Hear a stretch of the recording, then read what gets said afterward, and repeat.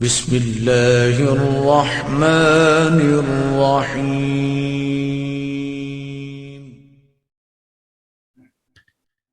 آج شب عاشور ہے۔ یہ ایک عنوان سر و سینہ پیٹنے کے لیے کافی ہے۔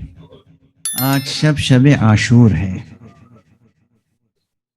اور آج آپ کے اس عزاخانے کی روایت کے مطابق آپ جس کا ماتم کرتے ہیں اس کا نام علی اکبر ہے۔ دیکھیے، حسین کے گھرانے نے، اہل بیت کے گھرانے نے رسول کی ذات کو، کردار کو، سیرت کو، شخصیت کو کس طرح محفوظ کیا ہے کہ ان کے گھر کے بچے بھی شبیہ رسول ہوتے ہیں۔ ابھی ایک روایت میں اس سے پہلے مجلس میں پڑھ کے آیا ہوں، یہاں پہ مجھے اجازت دیجیے میں دو روایتیں عرض کروں، دو روایتیں الگ الگ۔ ایک روایت وہ ہے کہ رسول اللہ کا جب وصال ہو گیا تو وصال کے کچھ ہی دنوں کے بعد جب حضرت امام حسن اور امام حسن موجود ہیں اور مولا امیر المومنین موجود ہیں تو ایک شخص آیا، یہودی، اور وہ اپنے صحف انبیاء جو کچھ اس کے پاس تھے، نیک دل تھا، وہ پڑھ کر حضور کی معرفت رکھتا تھا، حضور کی پہچان رکھتا تھا، حضور کے شمائل اور علامات سے واقف تھا۔ وہ اپنے صحیفے اور کتابیں لے کر آیا اور مدینے پہنچ کے اس نے کہا کہ تم میں سے کون ہے محمد؟ ایکم محمد؟ مسجد میں مجمع بھرا ہوا تھا، اصحاب کا مجمع، تازہ تازہ حضور کا وصال ہوا تھا۔ سب حضور کا نام سن کے گریہ کرنے لگے۔ وہ پریشان ہوا، اس نے کہا کیا سبب ہے؟ کہ ہم نے کوئی گستاخی کر دی، تمہارا دل دکھا دیا؟ کہا نہیں، تمہیں معلوم نہیں، حضور کا وصال ہو چکا ہے، تم نے حضور کے بارے میں پوچھا تو ہمارا غم تازہ ہو گیا۔ اس نے کہا کہ یہ تو خیر افسوس کی بات ہے، لیکن میں جس قصد سے آیا ہوں، میں تو یہ چاہتا ہوں کہ ایمان لاؤں اور تمہارے نبی کی صداقت معلوم کروں۔ کیا تمہارے پاس کوئی رسول کی تصویر ہے؟ اس وقت حضرت سلمان فارسی اٹھے اور اس شخص کا ہاتھ پکڑ کے امیر المومنین کے پاس لائے۔ امیر المومنین اسے اپنے بیت الشرف میں لائے اور حسن و حسین دونوں کو سجایا اور دونوں کو لا کے سامنے بٹھا دیا۔ وہ ان دونوں شہزادوں کو دیکھتا جاتا تھا اور رسول کی علامتیں پڑھتا جاتا تھا، رسول کی پہچان پڑھتا جاتا تھا، اور اس کے بعد اس نے مولا علی کو مبارکباد دی کہ آپ کو اللہ نے ایسی اولاد دی ہے کہ دونوں بچے مل کے رسول کی تصویر مکمل کر دیتے ہیں۔ مشرف بہ اسلام ہوا، ایمان لایا، وحسن اسلامہ، اور بہت اچھا مسلمان ہوا۔ اس کے بعد کچھ عرصہ اور گزر گیا ہے، اب دنیا میں امیر المومنین نہیں ہیں، اب دنیا میں آقا حسن مجتبیٰ بھی نہیں ہیں، اب دنیا میں حسین ہے۔ اب ایک شخص اور آتا ہے، انداز وہی ہے، یہودی ہے، آتا ہے کتابیں لے کر، صحیفے لے کر، آقا کے بارے میں پوچھتا ہے، سرکار رسالت مآب کے بارے میں۔ لوگ کہتے ہیں ان کا وصال ہو چکا، گریہ ہوتا ہے، اسے لے کے لوگ آقا حسین کے پاس آتے ہیں۔ آقا حسین بیت الشرف میں جاتے ہیں اور اپنے کڑیل جوان بیٹے علی اکبر کے سر پہ رسول کا عمامہ رکھتے ہیں، رسول کی قبا پہناتے ہیں، رسول کی ردا دوش پہ ڈالتے ہیں اور اسے لا کے اس کے سامنے بٹھا دیتے ہیں۔ وہ حیرت زدہ ہوتا ہے کہ جتنی رسالت مآب کی پہچان ہماری کتاب میں لکھی ہوئی وہ سب اس جوان میں موجود ہے۔ یہ ہے وہ جوان جسے آقا حسین کربلا میں بھیجتے وقت آسمان کی طرف ہاتھ اٹھا کے خدا کو گواہ کر کے کہہ رہے تھے، اللہم اشہد علی ہؤلاء القوم، اے پروردگار اس قوم پر اب تو گواہ رہنا، فقد برز الیہم غلام اشبہ الناس برسولک، اب وہ جوان گیا ہے ان کی طرف جو تیرے رسول سے سب سے زیادہ مشابہ ہے۔ اجرکم علی اللہ، اجرکم علی اللہ۔ بڑا مرتبہ ہے علی اکبر کا، بڑا مرتبہ، یہ بہت بڑی قربانی ہے آقا حسین کی، خدا کی قسم بہت بڑی قربانی ہے۔ کیا مرتبہ ہے، یہ وہی حضرت علی اکبر ہیں کہ جو پورے راستے ساتھ ساتھ رہے ہیں اپنے بابا کے، اور جب ایک مقام پر حضرت سید الشہداء فرس مبارک ہی پر اپنے بیٹھے ہوئے ہیں اور قربوس زین پر سر رکھ کر ذرا حالت نومیہ طاری ہو گئی، جسے آپ عام زبان میں کہتے ہیں کہ غنودگی طاری ہو گئی۔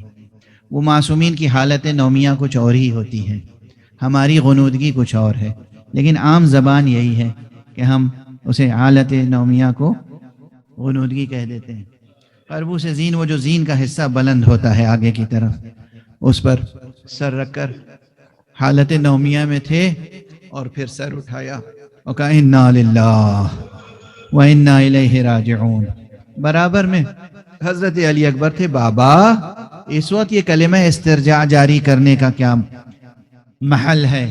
آپ نے فرمایا بیٹا ابھی میں نے کسی کو سنا، کوئی کہہ رہا تھا دیکھو تو اس قافلے کو کس تیزی سے جا رہا ہے، جتنی تیزی سے یہ قافلہ آگے بڑھ رہا ہے موت ان کی طرف اسی تیزی سے بڑھ رہی ہے۔ یہ سنتے ہی حضرت علی اکبر نے کیا فرمایا تھا؟ السنا علی الحق، بابا کیا ہم حق پر نہیں آئے؟ فرمایا بلا والذی الیہ المرجع والمعاد، ہاں ہاں خدا کی قسم، اس اللہ کی قسم کہ جس کی طرف پلٹ کے جانا ہے، ہم حق پر ہیں، ہم حق پر نہ ہوں گے تو کون حق پر ہوگا؟ تو بس آپ نے فرمایا تھا کہ اذن لا نبالی بالموت نموت محقین، پھر ہمیں موت کی کیا پرواہ ہے، ہم تو حق پر مریں گے۔ کیا جذبہ ہے! یہی علی اکبر ہے، یہی اکبر ہیں جو روز عاشوراء، روایات مختلف ہیں، روایات مختلف ہیں۔ اب یہ محل نہیں ہے کہ میں روایات کے اختلاف کو رفع کرنے کے بیانات بھی عرض کروں، دونوں روایتوں کی طرف اشارہ کر کے بڑھ رہا ہوں۔ دونوں روایتوں میں کچھ نکات ہیں۔ پہلی روایت یہ ہے کہ جب جنگ قرار پا گئی تو آپ نے سب سے پہلے یہ طے کیا کہ میدان میں اپنے بیٹے علی اکبر کو بھیجیں گے۔ آقا کا عزم ہے، حسین کا فیصلہ ہے، اللہ کے سامنے قربانی پیش کرنی ہے، قیامت تک کے لیے ایک مثال قائم کرنی ہے، تو فرمایا سب سے پہلے میرا بیٹا اکبر جائے گا۔ لیکن آقا کا فیصلہ تو یہ تھا، آقا کے جتنے اعوان و انصار تھے کوئی راضی نہ ہوا اس فیصلے پر۔ سب نے کہا فرزند رسول یہ ممکن کیسے ہے کہ ہم زندہ رہیں اور شبیہ پیغمبر پہلے میدان میں چلی جائیں؟ یہ ناممکن ہے، یہ نہیں ہو سکتا۔ چنانچہ مجبوراً پھر آپ نے حضرت علی اکبر کو روکا اور اس کے بعد قربانیوں کا سلسلہ شروع ہوا۔ ویسے بھی ایک جملہ یاد رکھیے اس فقیر کا، خاص روز عاشوراء کا جو جہاد ہے، جوانوں عزیزوں دیکھو شریعت کی اہمیت، جو خاص روز عاشوراء کا جہاد ہے اس کا نقطۂ آغاز و نقطۂ انجام یاد رکھو۔ اذان علی اکبر سے شروع ہوتا ہے اور آقا حسین کے سجدے پہ تمام۔ اجرکم علی اللہ۔ اب تم اذان کبھی بھولنا نہیں، جب اذان دینا تو یاد کرنا کہ یہ علی اکبر کی تأسی میں اذان ہے۔ پورا مجاہدہ روز عاشوراء جو ہے، جہاد روز عاشوراء اذان اکبر سے شروع ہوتا ہے اور آقا حسین کے سجدے پہ تمام ہوتا ہے۔ انصار جاتے رہے، اصحاب جاتے رہے، اور اب تو یہ ہوا کہ بنی ہاشم کے بھی کچھ شہید میدان میں جا چکے۔ اب یہاں پر پھر یہ کہ سب سے آخری شہید تھے علی اکبر حضرت علی اصغر سے پہلے، یا یہ کہ نہیں حضرت عباس سے پہلے تھے۔ اب یہ سب اختلاف روایات ہے، یہ الگ بحث ہے۔ انشاءاللہ میں نے وعدہ کیا ہے کہ بعد محرم، بعد عاشوراء انشاءاللہ دروس کی شکل میں تاریخ عاشوراء، تاریخ کے انداز میں علمی تحقیق کے ساتھ گزارش کرنے کی کوشش کروں گا، لیکن اس وقت مجلس کے تقاضے کے تحت گزارش کر رہا ہوں کہ بہرحال وہ منزل آئی کہ اکبر نے اجازت لی، تو تو آقا حسین نے روکا نہیں، بس یہ کہا بیٹا سب سے بڑا حق تمہارے اوپر تمہاری پھوپھی زینب کا ہے، اس لیے کہ تمہیں زینب نے پالا ہے بہت ارمانوں کے ساتھ، جاؤ پہلے پھوپھی زینب سے اجازت لو۔ اور اب جو اکبر خیمہ گاہ میں گئے اجازت لینے کے لیے، ادھر لیلا ہیں مادر گرامی، ادھر جناب ام کلثوم ہیں چھوٹی پھوپھی، ادھر جناب زینب کبریٰ ہیں جنہوں نے ماں سے بڑھ کر ممتا کے ساتھ پالا ہے، اور بیویوں نے حلقے میں لے رکھا ہے۔ کوئی بی بی راضی نہیں ہے کہ اکبر رخصت۔ اجرکم علی اللہ، خدا آپ کے اس گریے کو، نالہ و شیون کو قبول فرمائے۔ کوئی بی بی راضی نہیں ہے کہ اکبر چلے جائیں میدان کی طرف، اس لیے دشمن راوی کہتا ہے کہ ہم سب منتظر تھے کہ دیکھیں اب کون آتا ہے میدان جہاد میں، اب کون آتا ہے۔ تو ہم دیکھتے تھے خیمہ گاہ کے دروازے کا پردہ اٹھتا ہے،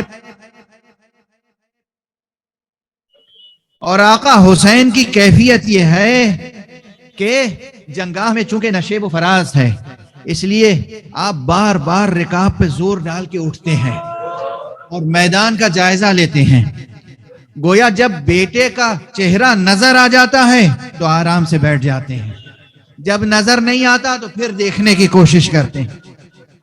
باقی تمام درمیان کی روایتیں میں ترک کر رہا ہوں، وہ مناظر ترک کر رہا ہوں، بس اب اس منظر کو کیسے بیان کروں کہ ایک مرتبہ آقا حضرت علی اکبر نے بے پناہ جہاد کیا ہے، تعداد آپ کی تلوار سے کشتگان کی تعداد بہت ہے، لیکن اس دوران آپ کو بھی زخم لگے، لیکن سب سے کاری زخم وہ تھا جو ایک نیزے سے سینے پہ لگا۔